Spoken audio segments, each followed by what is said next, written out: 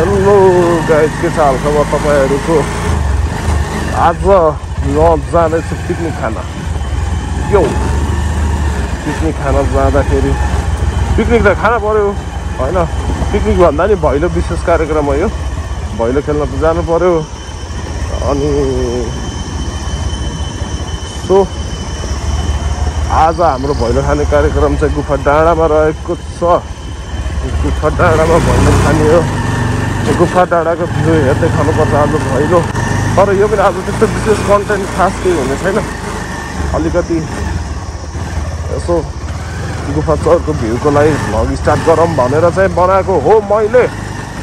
हो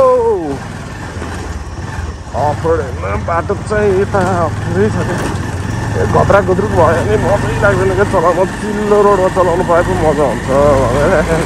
तैपनि अफरोडमा फेरि यो जे जस्तो भयो भने 220 चाहिँ अफरोडमा पनि ठिकै त हुन्छ, तर डट बाइकहरू जस्तो त हुँदैन नि त। त्यही भएर अलि झ्याउ चाहिँ घब्रा घुद्रुक गऱ्यो भने एउटा जोस उमेर समय हुँदो रहेछ। कान्छ होइन? ओ ल भ्लगमा देखिँदैछौ तिमीहरू। अनि सन्जिता ल हिमालय यहाँ बाइकमा जाने झर भन त। सुनिलले त फेरि चुच्चे ढुङ्गा आएछ सरासर कसैलाई नहाले भने त। हामी किन अड्केको हामी? हेलो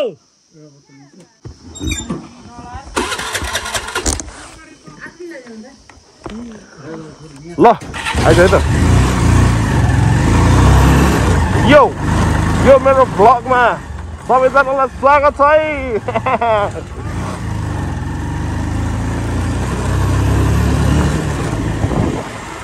त्यो भन्छ त्यो पारीको टावर भएको डाँडा चाहिँ जन्तिलुङ हो। त्यहाँ चाहिँ आजभोलि धेरै मान्छेहरू गइरहेको देख्छु। रमाइलो छ जे होस् त्यो ठाउँ। म चाहिँ पुगेको छैन अहिलेसम्म। जाने मेरो ठुलो इच्छा छ। मेरो भाइ जाने मेरो ठुलो इच्छा छ। सो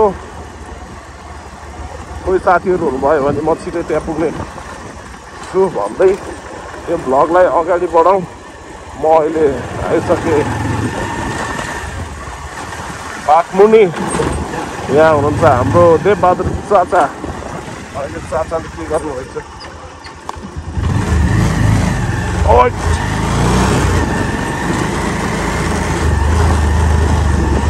यही हो हाम्रो गाउँ।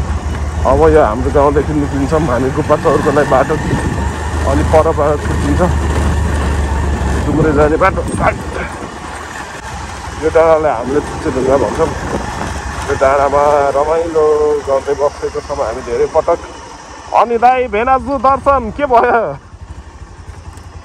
के भयो बुफरलाई? जाम्नु त।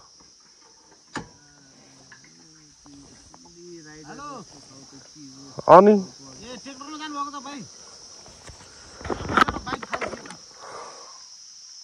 उता हुनुहुन्छ भेनाजु अनि म छु यहाँ। अब जानुपर्छ गुफा चौरमा गएर कडा रमाइलो गर्नुपर्छ। हामीसँग हुनुहुन्छ दिपक भेना अनि सुनिल दाई। अब अगाडि नै गएर हेरौँला गुफा चौरतिर गएर। हेर्दै गर्नु होला भिडियोलाई अन्तसम्म। यो हाम्रो चुच्चे ढुङ्गा डाँडा। यहाँनिर एउटा ठुलो ढुङ्गा थियो डाँडामा। अहिले यो बाटो खन्दाखेरि बाटो बढाउँदै बढाउँदै जाँदाखेरि भत्केर गयो। ल यो अन्त तरिका।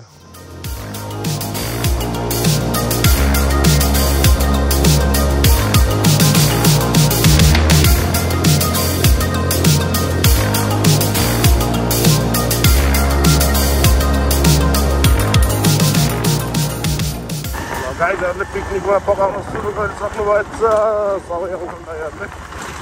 हामी आइसक्यो गुफा चौर। यो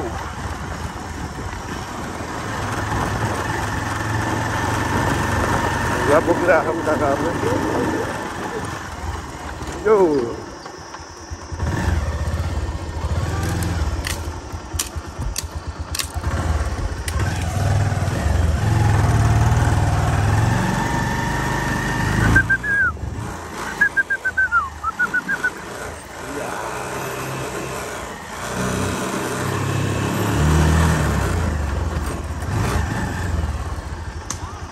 कालो होइन सौरे कालो छ चस्मा त खतरा लाग्छ गाइज आज हामी गुफा चौरमा पिकनिक खान आएको टक्क लाएर होइन यता बवाल चाहिँ भ्यू चाहिँ गाइजहरू टक्क उता दाईहरू हामी टक्क पिकनिक खानु ट्र्याक्टरमा गाइज हामी आएको टक्क लाएर सोर भाइ ल मेरो भाइ पनि आइरहेको छ दुग्रिँदै लगाइदियो नि भाइ टक्क लगायो हामी गाइज हामी चाहिँ यता अब यस्तो घुमघाम गर्न आएको होइन टक्क लगायो भाइहरू चाहिँ ह्यान्डसम छ नि यो काले भाइ अनि टक्क हामी गइरहेको अब एक दुईवटा फोटोसोटो पनि खिचिन्छ फाइनली अब चाहिँ हाम्रो पिकनिकमा सट्ट लाएर खाने बेला भन्नु लागेको छ नास्ता यो चाहिँ सुरु हुँदैछ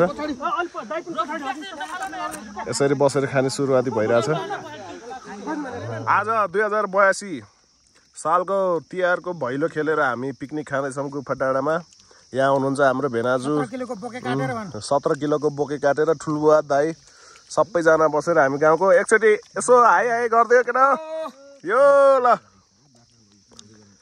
यो भ्लग चाहिँ 3-4 दिनमा एडिट भएर अपलोड हुन्छ ल सबैले सुशील GR 99 मा हेर्नु होला मेरो समर्थन छ हस् ल कुरो मिलो नि त भनेको त हाल्छु नि त सबको समर्थन भएको त हाल्न पर्यो नि त होइन ल यहाँ सबैको माग चाहिँ एकचोटि ल्याङ्ग्री दादावाला हाँसो होइन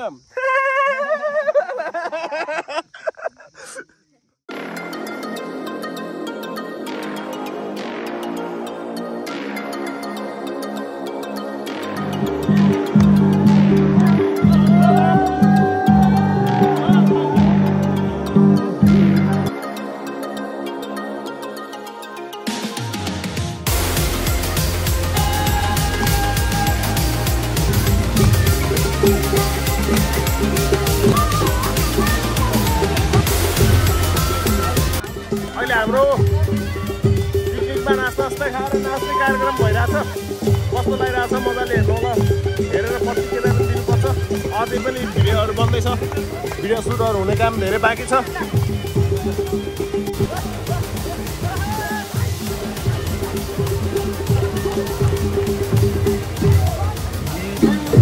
कस्तो अरे बेना उहाँ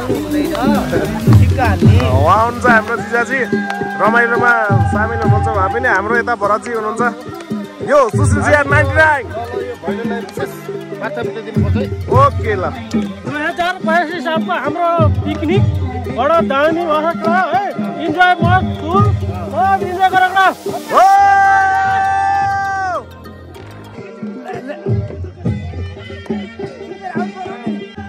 हिमालको छेउमा बसेर यो नाचगान हेर्न कस्तो रमाइलो छ यो गुफा चौर हो गुफा चौरमा आएर तपाईँहरूले यो सब गर्न सक्नुहुन्छ हेर्दै